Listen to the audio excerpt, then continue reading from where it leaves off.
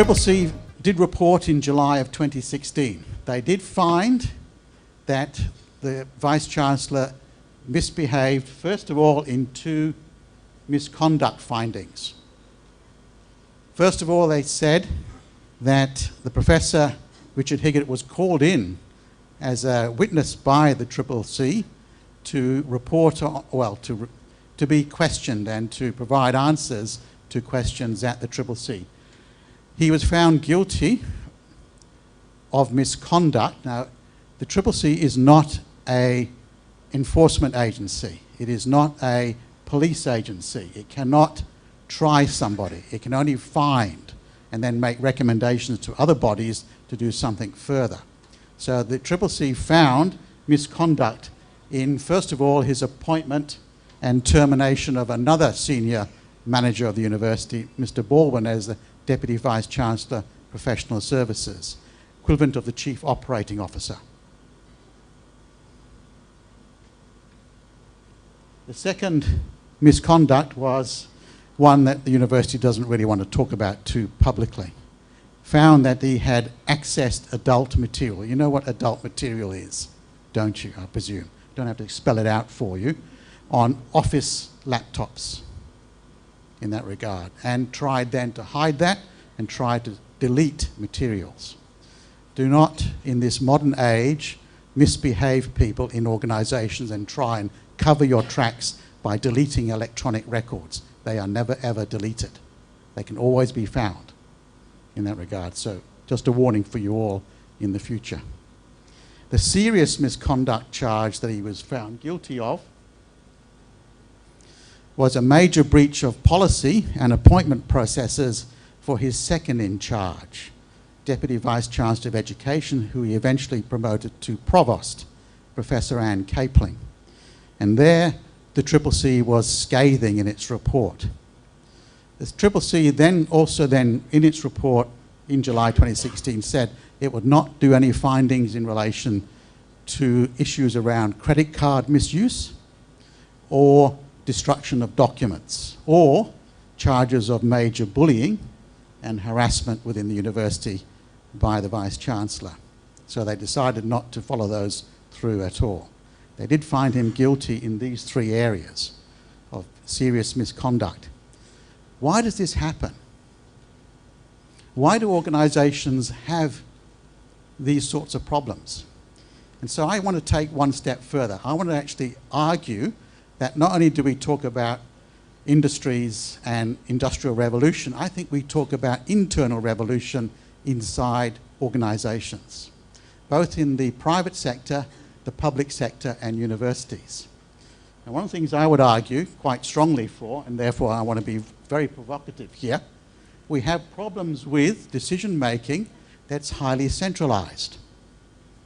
And the fact is we give, and certainly in Australia, we give almost 100% power to the leader, the Vice-Chancellor, with very few breaks, with very few checks, with very few mechanisms for ensuring that the decisions being made and the actions of those leaders are appropriate. We then also highly centralise a very good, strong control mechanism inside organisations. We centralise budget making. We actually therefore have allocation of budget monies decided at very high central levels in the organisation. They do not involve people often out of the centre. So the one way of controlling organisations is to say that your area receives a certain allocation of budgets for the next year to operate. And in doing that, you exercise a high level of control over the operational activities of areas of an organisation. Universities, government departments, public sector agencies, statutory authorities are very highly centralised around the allocation of budget monies inside an organisation. I'm not talking from government to the organisation, I'm talking inside the organisation, from the top of the organisation down through the operational areas of an organisation. A lot of the pressure on universities in Australia and around the world I'm not sure that it's quite the same trend here in Indonesia, is the fact that public funding of universities has been reduced a lot in the last 30 years. Universities are now much more managerial. They are chasing funds from, usually often from international students, from being able to maximize revenue because governments have been reducing funding to universities, which often means there is pressure on management, pressure on senior leaders in organizations to bring in more and to focus on that to the exclusion of other issues in that regard. So to bring in too much change too quickly to force things, which is the problem that Professor Higgett faced. But his biggest problem really was his own approach to the job.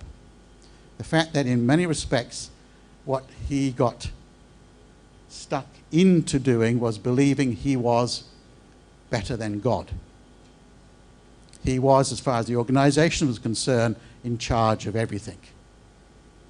And therefore there were no brakes on his behavior.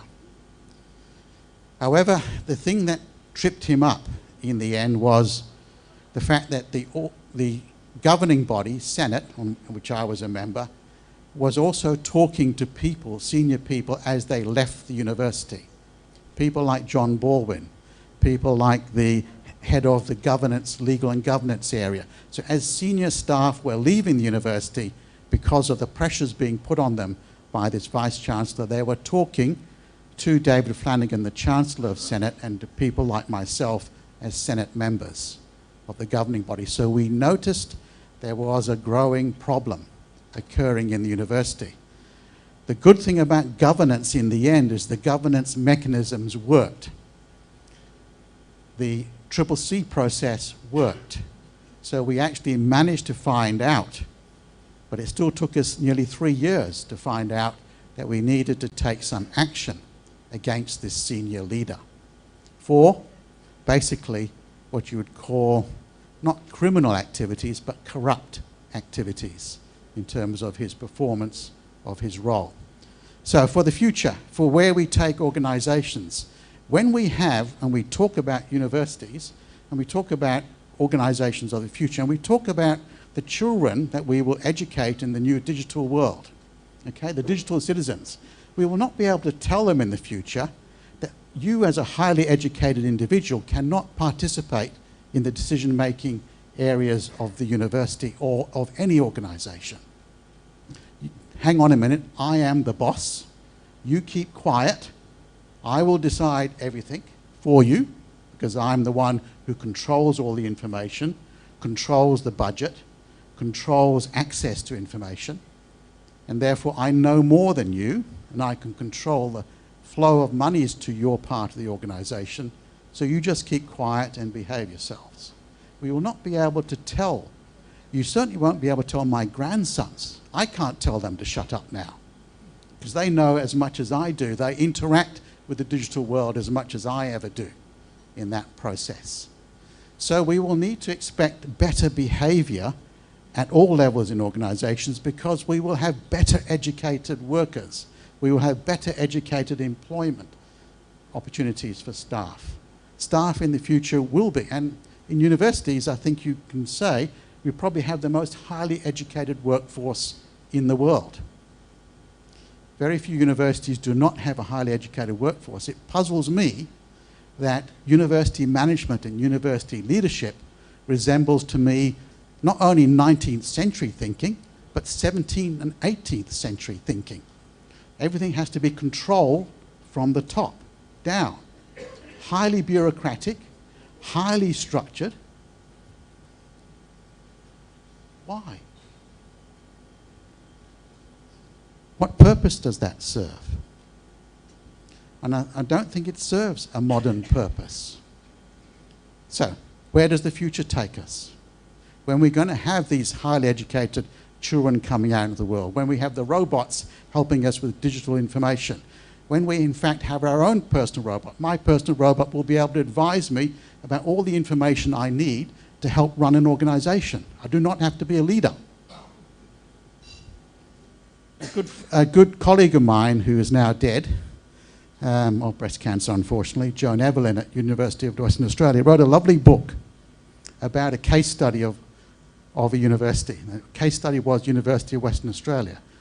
She was a management academic, and she wrote a book called University Basement Leadership. So not ivory tower, which is the top of the university, but ivory basement leadership. She was talking about leadership happening at levels throughout the organization, particularly amongst, and what she was studying was the treatment of women inside, women as workers, women as academics, women as professional staff inside a university. And what she was arguing for was a much stronger level of distributed leadership and shared leadership, and she provided plenty of examples of how leadership happens at all levels inside an organization. So I want to take advantage of that. I want to argue for very strongly that we change not just the thinking about the future, but our behavior in the future inside organizations, whether it's private sector ones, whether it's universities, whether they are public sector entities or public sector agencies. First of all, I want decentralized decision making. So in other words, decision making should not just be focused at the very top of an organization. In the future, they will not be able to say, I know more than you. Because you will have access to artificial intelligence, you will have access to robots, you will have access to the information that you will need to be part of decision-making processes. In my case, what I would argue for is the lower level of governing bodies inside Australian universities to have more power. The academic boards are usually just policy-making areas around learning and teaching and research.